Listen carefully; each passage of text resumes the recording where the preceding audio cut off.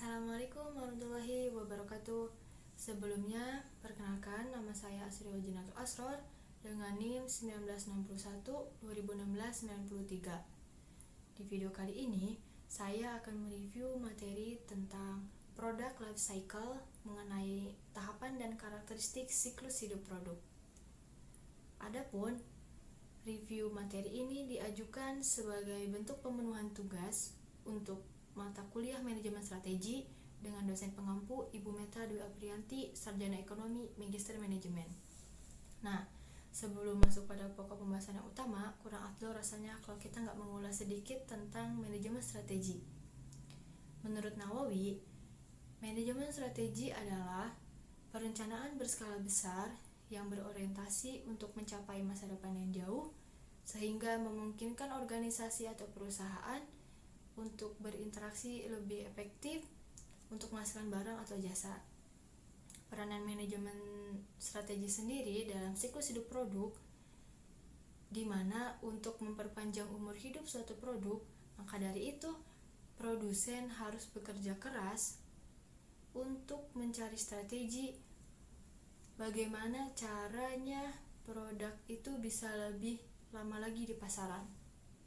Pada kesempatan kali ini, saya akan membahas tentang tahapan pertama, yaitu tahapan pengenalan atau introduction beserta karakteristiknya dalam siklus hidup produk.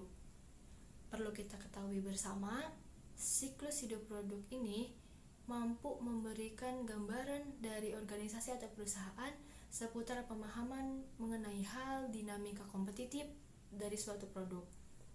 Pengertian siklus hidup produk sendiri adalah tahapan-tahapan proses perjalanan hidup produk, dimulai dari diciptakannya produk, lalu diperkenalkan kepada pasar atau masyarakat, lalu hingga akhirnya hilang atau ditarik dari pasaran.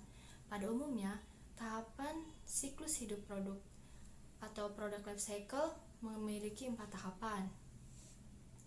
Seperti pada grafik, di mana sumbu Y menunjukkan penjualan dan sumbu X menunjukkan waktu.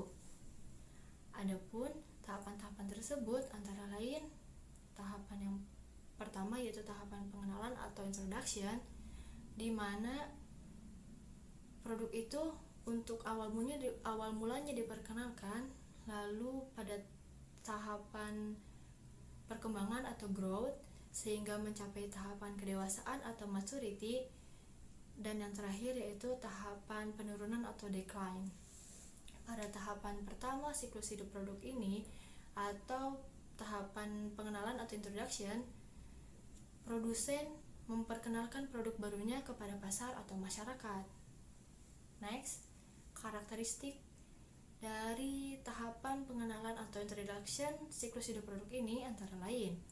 Yang pertama, produk baru diluncurkan ke pasar sehingga adanya kemungkinan distributor enggan mengambil produk karena kualitasnya masih belum terbukti.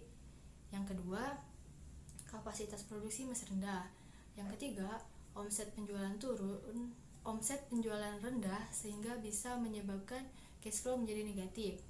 Yang keempat, biaya unit masih tinggi. Yang kelima, perlunya promosi besar-besaran sehingga bisa memakan biaya produksi yang lebih besar lagi.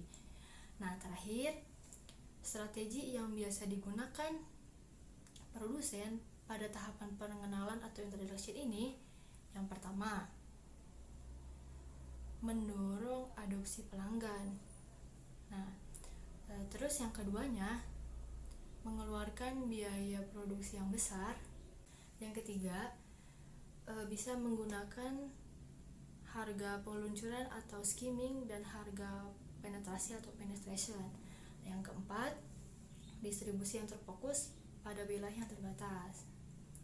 Nah, teman-teman semua, mungkin sekian review materi tentang tahapan perkenalan yang pertama dalam siklus hidup produk, yaitu tahapan pengenalan atau introduction ini.